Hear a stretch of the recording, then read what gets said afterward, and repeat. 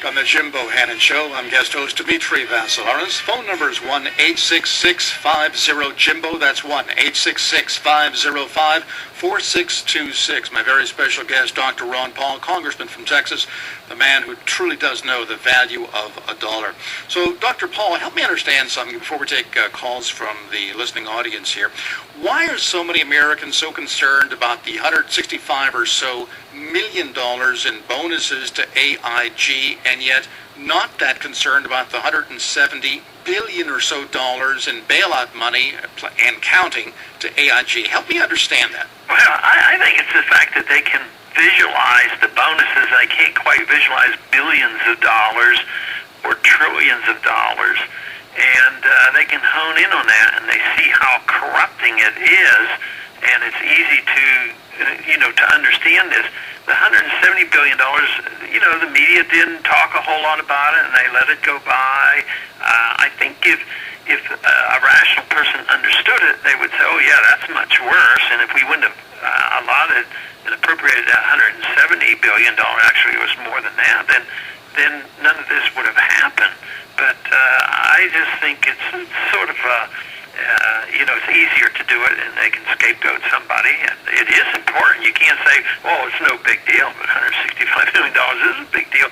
But compared to the hundreds of billion dollars, that whole TARP fund was, $700 billion, and here they picked out these small amounts.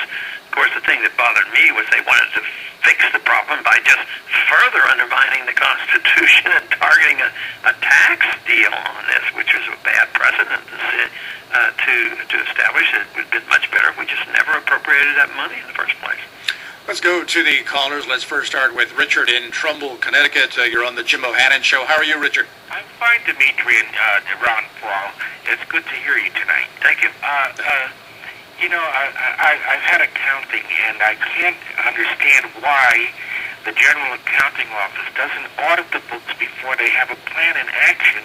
And secondly, why the banks can't write off these toxic assets as a bad debt, which companies do when something is not collectible.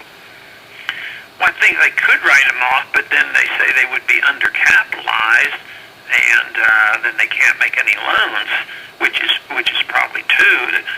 The system that we have is all banks are undercapitalized, due to fractional reserve banking. If everybody wanted their money out of the bank at one time, it's not there. Nobody promises to loan their money. Well, some of it they do with a long-term CD, but most other money just flows through, and they're loaning this out. So all the banks are insolvent. If they had to write them off, it is true.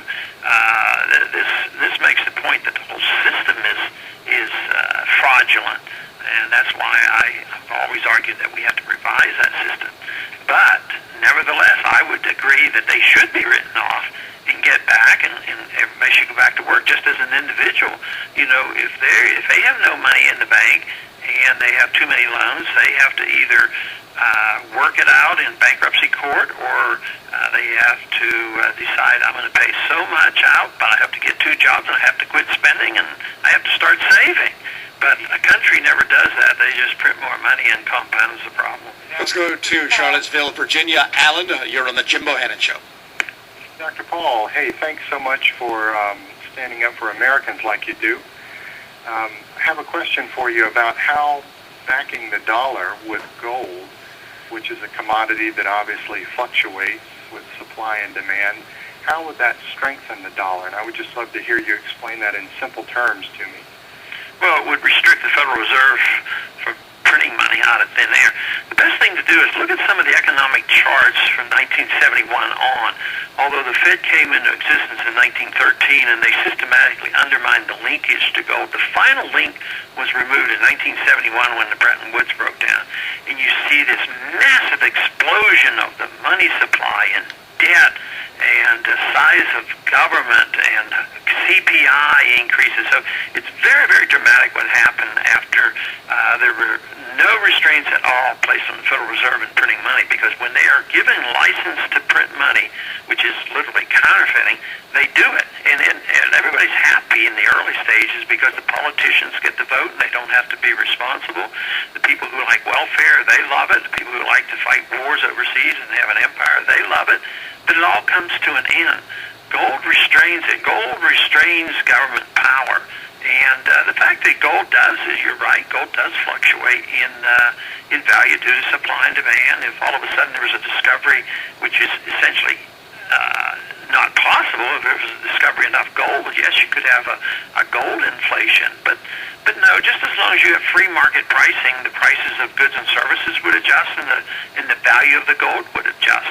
But then when you mix it in and say that there's no linkage to gold, I mean, if there's a little bit of fluctuation with gold, just think of the tremendous fluctuation with the value of the dollar. And unfortunately, it's usually downward. And they can't print more gold, right? That's it. And that's the secret. And that's what restrains them. And that's why the people who are in the banking system and in the political system and the military-industrial complex, they don't like it. The people who love power can't stand the gold standard. Congressman Ron Paul, do you think Timothy Geithner has become a toxic asset for the Obama administration? He doesn't look too good. And, I don't have anything against him other than the fact that, he's been in the Fed all this time and has never had a real job.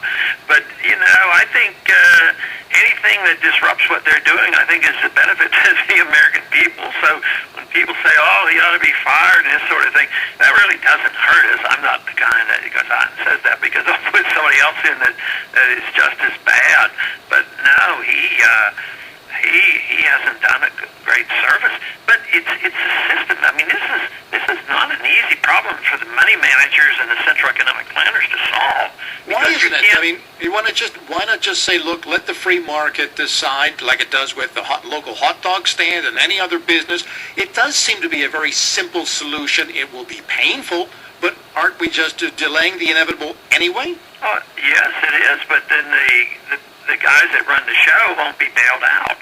I mean, it's not an accident that these 170 people ended up getting $1 million.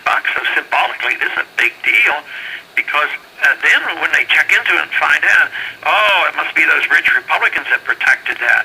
Now it turns out that Senator Dodd, with the grant of the administration, took care of their friends, and they say, the Democrats are always the ones who are looking after the little guy. Well, it turned out that these Wall Streeters gave more money to Obama, which proves to me that this party system of Republican versus the Democrats are really not a whole lot different. And so no, if you allow the correction in the market to return to have sound money, it hurts the guys who have been in charge and who have benefited for so long, and they're going to get their bailout money. So the 170 we can see, but these billions, hundreds of billions and trillions, they're bailing out a lot of people who are taking care of themselves. I'm sure there's a few people who have a few Swiss accounts and have their gold coins as well.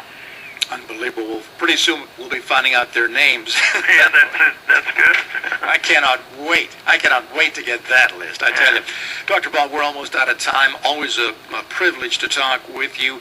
In 30 seconds, if you could tell the listener for the Jim Bohannon Show one good, sound piece of advice, what would it be? Fight for liberty, because we do not need to fear the future if we have our freedoms. There's a lot of problems in financially, economically, monetarily, as a foreign policy. Who knows what kind of problems we face. But if we live in a free country, we can recover rather quickly. So I have such confidence how freedom really works. Excellent. Dr. Ron Paul, thank you so much, sir. Keep up the great work, and we'll talk with you again soon, all right? Thank you. All right. We're going to take a short break, and then...